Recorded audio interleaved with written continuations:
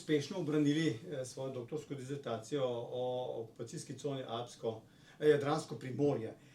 Kaj je to pravzaprav okupacijska cona Jadransko Primorje? Najlepša hvala.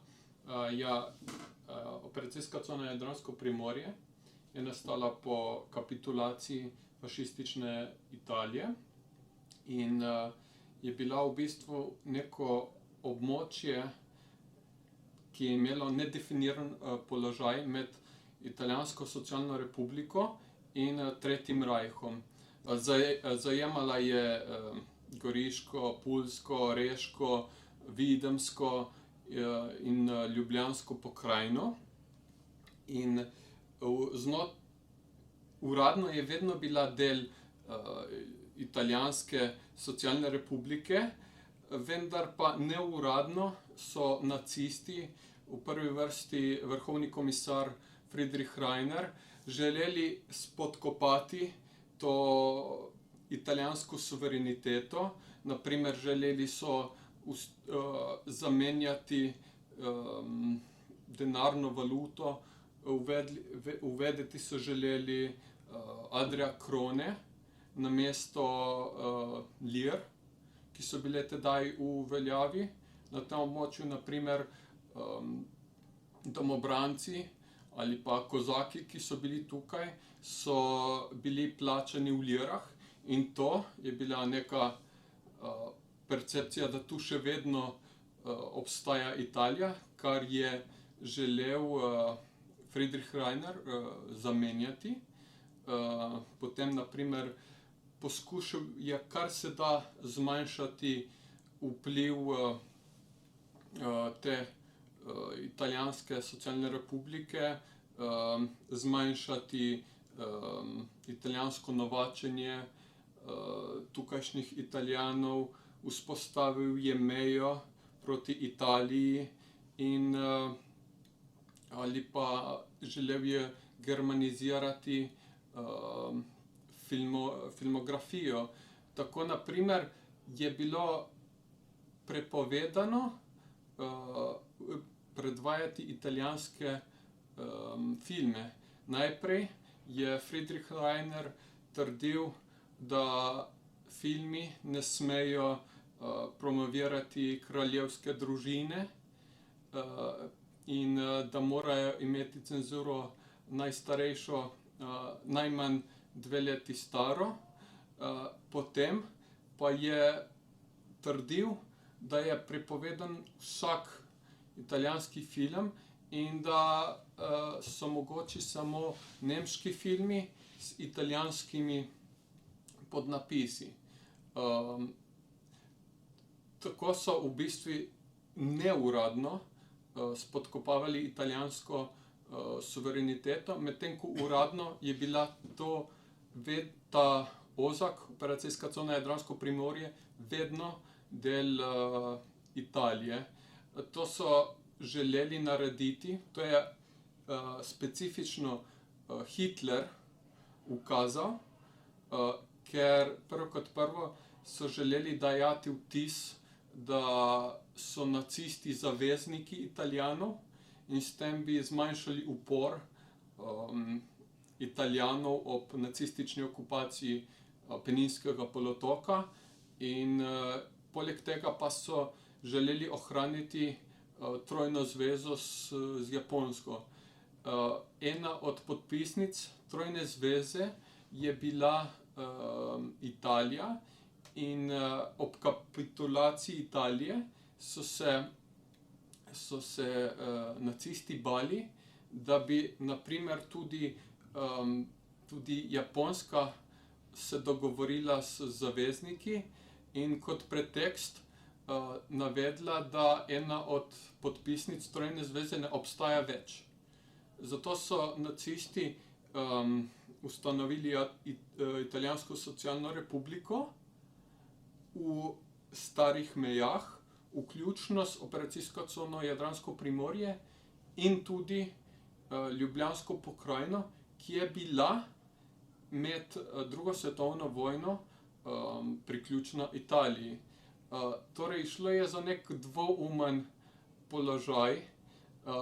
Uradno je bilo to del Italije, neuradno, kar je še bolj pomembno, pa je bilo to nemško administrativno področje, kar se je v praksi dosti bolj videlo, kot naprimer na primeru, ko sploh ni bilo mogoče gledati italijanskih filmov.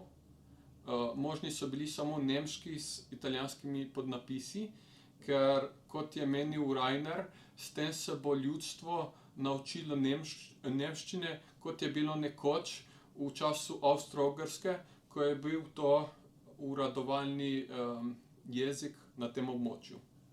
V svoji nalogi ste obravnavali tudi kolaboracionistične enote, ne? Pri čemer to niso bili samo domači kolaboranti, ampak tudi iz ruskih prostorov. Kako so pa te stvari funkcionirale v Ozak? Ja, enote osi na tem območju na Slovenskem ali pa v operacijski coni Jadransko primorje niso bile homogene. Niso jih sestavljali samo na primer nemške, italijanske ali slovenske enote, ampak so sem prišli na primer četniki, ki so dokaj dobro znani, vendar so pripeljali nacisti sem tudi zelo različne narode Sovjetske zveze. Tukaj so bili na primer kozaki iz kozaškega korpusa, potem Azerbajdžanci, Gruzici, Armenci, neka večja enota je bil tudi 162. turkestanska divizija, ki je prišla sem na to območje Ozaka po kapitulaciji Italije in sodelovala v zasedbi tega območja, na primer v operaciji Wolkenbruch na Dolenjskem so na primer šli od Kolpe in Krke, prodirali proti Ljubljani. Tako da te enote so imele pomembno vlogo, predvsem zato, ker je primanjkovalo nemških enot, nemškega moštva. Na primer, predtem so bili porazi pri Stalingradu, El Alameinu, Kursk in preprosto Nemci niso več imeli ljudi, ki bi zapolnili vrzeli in so rekrutirali vse možne narode. Vsi, ki so se javili, so bili v bistvu dobrodošli v teh enotah sil osi. Težava je bila, da Nemci do teh kolaboracionistov, tujih kolaboracionistov, niso imeli enakovrednega odnosa. Na primer, v turkestanski diviziji je bilo pol Turkestancev, pol Nemcev. In nacisti so Turkestancem obljubili enakovrednost z nemškimi vojaki, na primer enako plačo, enako hrano, enako orožje, enak dopust. In to je bilo v bistvu tudi tisto, kar so si Turkestanci najbolj želeli. Neko enakost znotraj enote, vendar so te obljube nacisti tudi prelomili ter tudi prezirali te Turkestance. Imeli so jih za azijatske podljudi. Značilna je na primer prigoda, ko so na Dolenjskem se bojevali proti partizanom in so Turkestanci srečali SS-ovskega majorja in ta jim je začel groziti s pištolo, naj se mu umaknejo, ker oni so podljudje in ta neenak odnos med Turkestanci in Nemci je eden od glavnih razlogov, zakaj je prišlo do številnih pobegov Turkestancev med slovenske partizane. Najbolj znan je primer Mehdija Husenzadeja, imenovanega tudi Mihajlo, ki je zbežal med partizane pri občinah in potem v vrstah partizanov izvedel številne napade, bombne napade na Nemce, ki so bili zelo odmevni. Na primer bombni napad na kino v občinah ali na primer napad na tržaško Soldatenheim. To je bila neka jedilnica, nek prostor, kjer so se nemški vojaki, oficirji predvsem, lahko sprostili, in tam je pustil ta Mihajlo kovček z bombo. Tako da, kot pravi poveljnik 13. čete znotraj turkestanske divizije, Hans Gunther Serafim, je najpomembnejši razlog, če so Turkestanci bežali med partizane ali ne, predvsem ta enakovreden odnos. Hvalil se je, na primer, da on tretira svoje Turkestance enakovredno, zato še nobeden ni zbežal iz njegove enote, razen nek mula, to je verski voditelj, ki je pobral denar za verske prispevke in zbežal nekam v San Marino, pravi. Druga velika enota je bil kozaški korpus, ki je štel približno 30,000 ljudi. To so bili vojaki, žene, otroci, konji, vozovi, kamele. In naprimer, ko so oni šli na pot, je bila ta kolona 12 kilometrov dolga, in ti kozaki so se nastanili v Karniji, severovzhodni Furlaniji, in posamezni oddelki so bili tudi v okolici Trsta, Gorice, Kobarid in Bovec. In zasedli so tudi skoraj celotno beneško Slovenijo. Tako da ta enota v bistvu ni bila kot turkestanska, da so se bojevali v vojaških operacijah.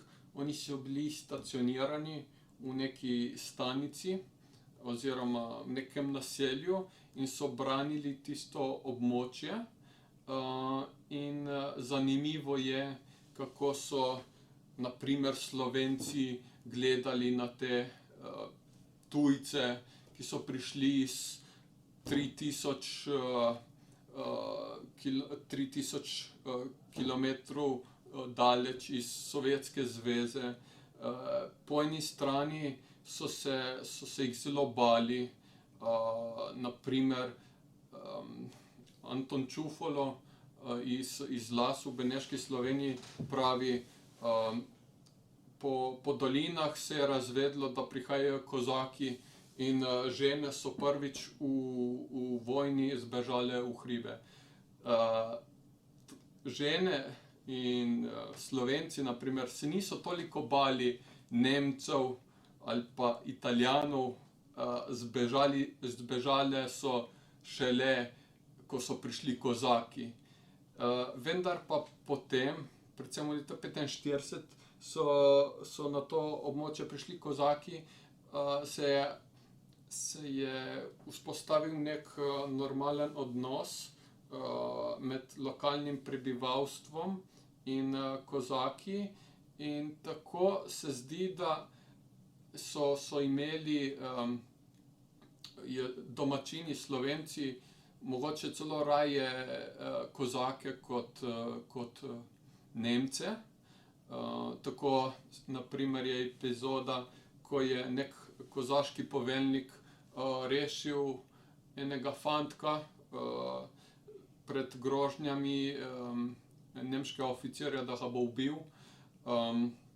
Je pa zanimiva epizoda z azerbajdžansko legijo, ki je prišla v Beneško Slovenijo, in do tiste legije, na primer, ima ta isti Anton Čufolo res sovražen odnos, pravi, Bog nam je poslal to božjo štrafogo, hujši so kot Italijani in nacisti, in še dobro, da vse so pokrali, še dobro, da ne jejo svinjine, ker vsaj to so nam pustili. So na primer epizode, zanimivo je, na primer, kako so Slovenci gledali na te tako zelo različne ljudi, na primer te muslimane, ki so Azerbajdžanci. Eden je, na primer, prišlo je do sporov glede vere, na primer, ko so v neki hiši je žena dala kuhati mast in potem svinjsko mast, in potem je moral ta Azerbajdžanec počistiti, duhovno počistiti hišo, in tudi potem, ko so Azerbajdžanci zapustili to območje, pravi Čufolo, da ženske vrgavajo odeje in vse smeti ven iz hiše in jih žgejo na dvoriščih, da bi se rešile teh turških bolh. Tako da ta odnos Slovencev ki so prvič videli te tuje narode, je zelo zanimiv in zelo pester, in ni ga mogoče poenostaviti, posplošiti, reči, da je zelo dober ali zelo slab. No. Seveda s koncem vojne, ki jo je Nemčija izgubila, Ozaka ni več, ne. Ampak so kakšne pravne posledice zaradi te institucije potem po vojni, ali je pravzaprav to samo čisto vojna epizoda? Rajnar, vrhovni komisar, je mislil, da če bo spodkopaval italijansko suvereniteto, da bo to območje lahko dolgoročno priključil Tretjemu rajhu. In kot sem omenil, zaradi tega je germaniziral kinematografijo, vzpostavil mejo z Italijo. Vendar so vsi ti načini spodkopavanja v bistvu bili kontraproduktivni, ker so povzročali še večji odpor Italijanov in so v bistvu povzročali težave nacistom, ki so se jih sami nacisti nakopali. Te težave bi lahko bile, ne bi bile potrebne, vendar so nacisti zaradi svoje rasistične, priključitvene ideologije, ki je gledala zviška na vse druge narode, povzročila, da so si nakopali odpor, kjer ni bil potreben. In zato mislim, da so vsi te ukrepi kratkovidni, saj je povzročilo dodatne težave, dolgoročno pa niso te stvari imele nekih pozitivnih posledic za nacistično Nemčijo, kajti ta je vojno na koncu izgubila in ozak je pripadal Italiji in Socialistični republiki Jugoslaviji. Hvala lepa. Prosim.